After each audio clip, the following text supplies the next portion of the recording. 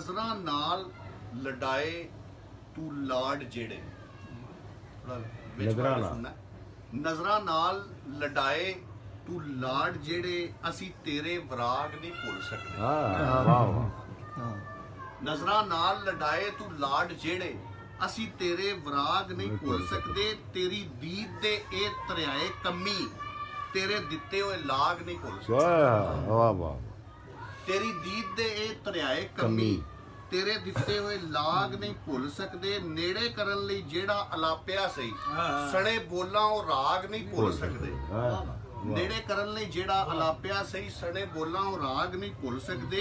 चेते रह गई अशर ते यार गदा जिथों लगी सी जाग नहीं भुल सकते।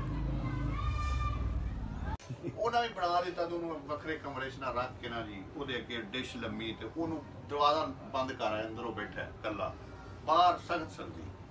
ਉਹ ਜਿਸ ਟਾਈਮ ਉਹਨੇ ਉਹ ਡਿਸ਼ ਦਾ ਢੱਕਣ ਚੁੱਕਿਆ ਤੇ ਉਹਨੂੰ ਇੱਕੋ ਵਾਰੀ ਉਹਦੀ ਆਵਾਜ਼ ਪਈ ਤੇ ਉੱਤੇ ਉਹਦੇ ਨਾਲ ਪੱਟ ਦੀ ਬੋਟੀ ਆ ਜਿੱਦਾਂ ਸਿੱਧੀ ਹੋਈ ਜਿਵੇਂ ਬੰਦੂਕ ਨਹੀਂ ਹੁੰਦੀ ਦੋਨਾਂ ਵਾਲੀ ਉਂਝ ਸਿੱਧੀ ਹੋਈ ਤੇ ਉਹਨੂੰ ਨੂੰ ਵੇਖ ਕੇ ਰੋ ਪਿਆ ਨਾਲ ਅਥਰਾ ਡਿੱਗ ਪਈਆਂ ਤੇ ਬਜਾਏ ਖਾਣ ਤੇ ਉਹਨੂੰ ਕੁੱਟਣ ਲੱਗ ਪਿਆ।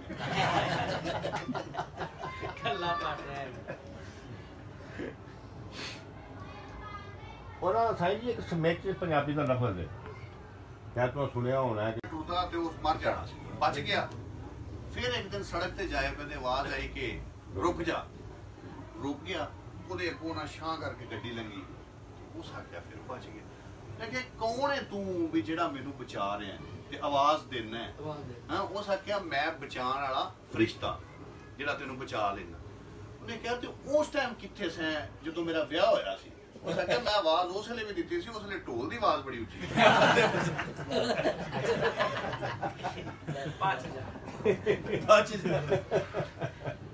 जुदाई ओदी प्यार जिदे नाल इह शुदैन कीता कखों हौले दे कखां ते धूड़ पा के बेआसरी नूं बेचैन कीता।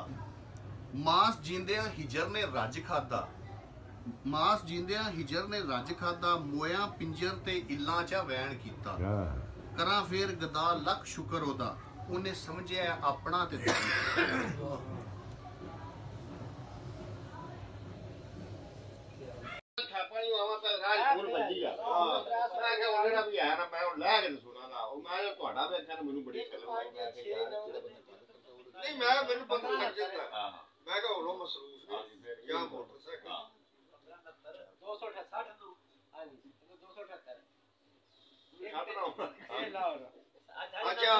ਅਕਰਾਮ ਸਾਹਿਬ ਦਾ ਨਾਮ ਮਿਲੇ ਬਿੱਟੂ ਦਾ ਨਾਮ ਮਿਲੇ ਅਕਰਾਮ ਸਾਹਿਬ ਜੀ। ਅਸੀਂ ਜਨਾਬ ਫਿਕਰ ਲੱਗ ਜਾਂਦੀ ਹੈ ਉਹਨਾਂ ਕੋਲ ਕੂੜਾ ਵਾਲਾ ਕੰਮ ਅਸੀਂ ਕਰਨੇ ਆ ਨਾ ਅਸੀਂ ਤੁਹਾਨੂੰ ਫੋਨ ਨਹੀਂ ਕਰਦੇ।